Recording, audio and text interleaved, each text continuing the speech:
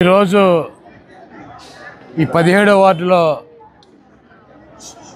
దేవరపల్లి కోటి వైఎస్ఆర్ కాంగ్రెస్ పార్టీలో చేరటం జరిగింది.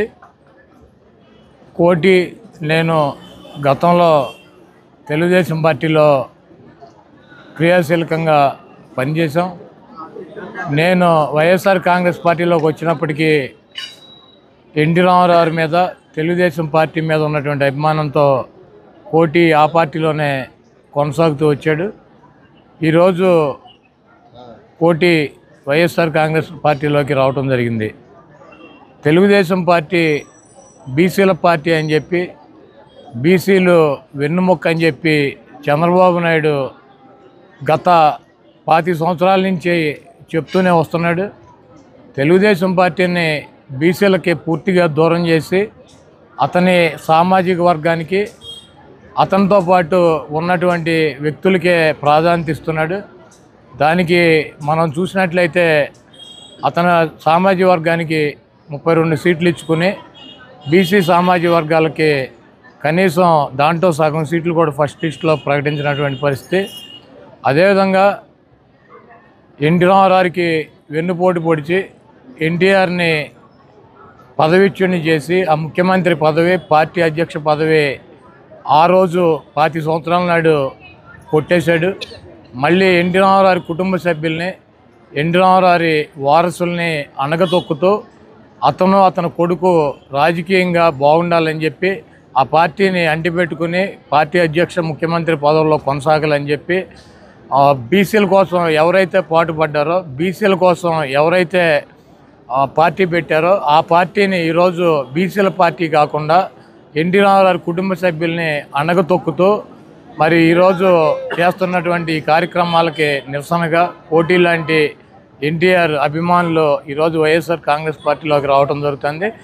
మేము చెప్తానే ఉన్నాం, జగన్మోహన్ రెడ్డి గారు 5 సంవత్సరాల నుంచి ముఖ్యమంత్రి అయిన కాడి నుంచి రాజ్యసభల్లో కావచ్చు, ఎమ్మెల్సీల్లో కావచ్చు, ఈరోజు ఎమ్మెల్యే సీట్లలో కావచ్చు, కార్పొరేషన్లో కావచ్చు, అన్నిటిలోనూ బీసీలకి సమానమైనటువంటి ప్రాధాన్యత ఇచ్చి బీసీలకి 50% పదవులు కట్టబెట్టినటువంటి వ్యక్తి ముఖ్యమంత్రి జగన్మోహన్ రెడ్డి గారు.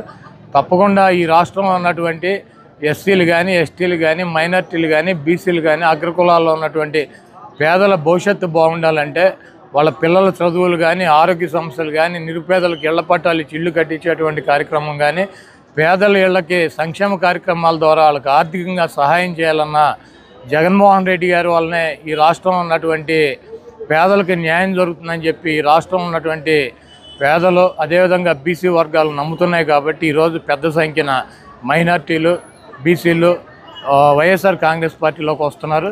ఒకటే మీరు ఆలోచించుకోండి, జగన్మోహన్ రెడ్డి గారు 1 ఎకరం పొలం ఉండి నిరుపేదలకి మైలవరంలో బీసీ సోదరుడికి సీట్ ఇచ్చాడు.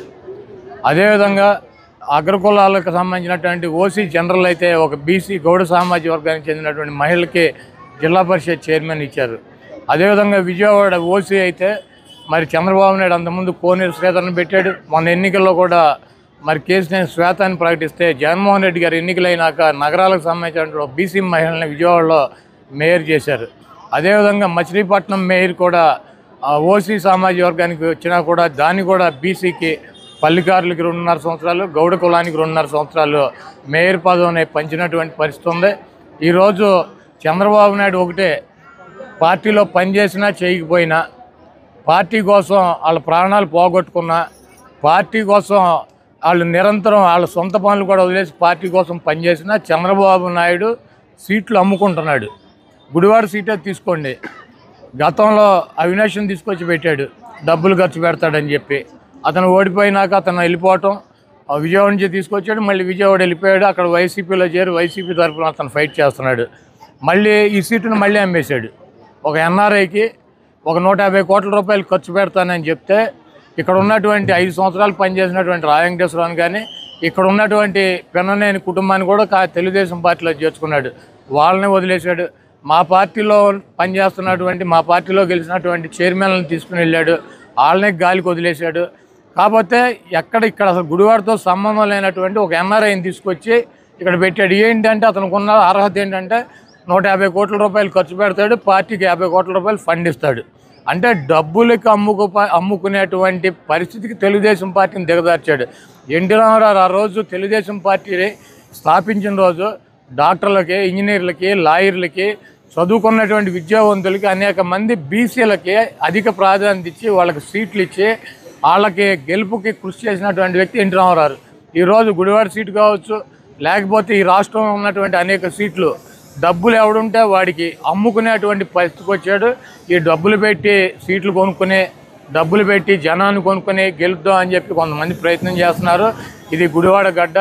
ఈ గుడివాడలో మరి ఇక్కడ ఉన్నటువంటి ప్రజలు విజ్ఞులు దాదాపు 2,000 కోట్ల రూపాయల అభివృద్ధి కార్యక్రమాలకి, 2,000 కోట్ల రూపాయల సంక్షేమ కార్యక్రమాలు, ఈ నియోజకవర్గానికి 4,000 కోట్ల రూపాయలు జగన్మోహన్ రెడ్డి గారు ఈ 5 సంవత్సరాల్లో ఇచ్చారు. ఈ 100, 150, 200 కోట్లు కూడా మా గుడివాడకు కానీ, గుడివాడ నియోజకవర్గంలో ఉన్నటువంటి ప్రజలకు కానీ ఏకమొక్క ఈ చంద్రబాబు నాయుడు సీట్లు అమ్ముకునేటువంటి ఈ చంద్రబాబు నాయుడికి, తెలుగుదేశం పార్టీకి, గుడివాడ నియోజకవర్గంలో ఉన్నటువంటి బీసీలు, YSR Congress party, SC, ST, మైనార్టీలు, అగ్రకులాల్లో ఉన్నటువంటి పేదలు కుక్కగాటికి చెప్పు దెబ్బ అని చెప్పి ఎక్కడి నుంచి వచ్చాడు అక్కడికే ఫుట్బాల్ లాగా తన్ని రేపు మేలో కౌంటింగ్ రోజు పంపిస్తారు. ఇప్పుడు పురంధరేశ్వరి గారు ఏమన్నా ఉంటే ఢిల్లీలో కేంద్ర ప్రభుత్వంతో మాట్లాడుకోవచ్చు. మేము ఆర్బీఐ నిబంధనల ప్రకారం మా రాష్ట్రానికి ఎంతైతే అప్పు చేస్తామో అంత అప్పే చేస్తున్నాం. కేంద్ర ప్రభుత్వంలో అధికారులు ఉంది, వెళ్ళి కంప్లైంట్ ఇవ్వచ్చు. మేమేమన్నా ఎక్కువ పరిమితికి మించి రుణం తీసుకుంటే దాన్ని ఆపే ప్రయత్నం కూడా చేయొచ్చు, ఆపవచ్చు కూడా. ఊరికినే సొల్లు కబుర్లు. పురంధరేశ్వరి మేము తాకట్టు రాష్ట్రాన్ని పెడతాం కాదు, పురంధరేశ్వరి ఆవిడ ఎంపీ అవటం కోసం తెలుగుదేశం పార్టీకి, బీజేపీని తాకట్టు పెట్టాలని చూస్తుంది. ఆవిడ బీజేపీని తెలుగుదేశం పార్టీకి తాకట్టు పెట్టి ఆవిడ మరిదికి ఆవిడ ఎంపీ అవ్వాలని చెప్పి ప్రయత్నం చేస్తుంది. బీజేపీ శ్రేణులు, బీజేపీ పెద్దలు కూడా ఈవిడ చేసేటువంటి కార్యక్రమాలు మరి కనిపెట్టారు. రేపు రాబోయే రోజుల్లో బీజేపీ వాళ్ళు ఆవిడ పదవి కూడా ఓడగొడతారు. ఆవిడికి ఒక ఎన్టీ రామారావు కూతురుగా పుట్టి పదవి కోసం కాంగ్రెస్ పార్టీలో చేరి కేంద్ర మంత్రి అయ్యి మళ్ళీ ఆ పార్టీని సంకనాకిచ్చేసి మళ్ళీ వచ్చి బీజేపీలో చేరి ఏదో రకంగా పదవులు సంపాదించుకోవాలి, బీజేపీ సంకనాకిపోయినా పర్వాలేదని చెప్పి ఆవిడ ప్రయత్నాన్ని రాష్ట్ర ప్రజలు ఉమ్మేసేటువంటి పరిస్థితి ఉంది.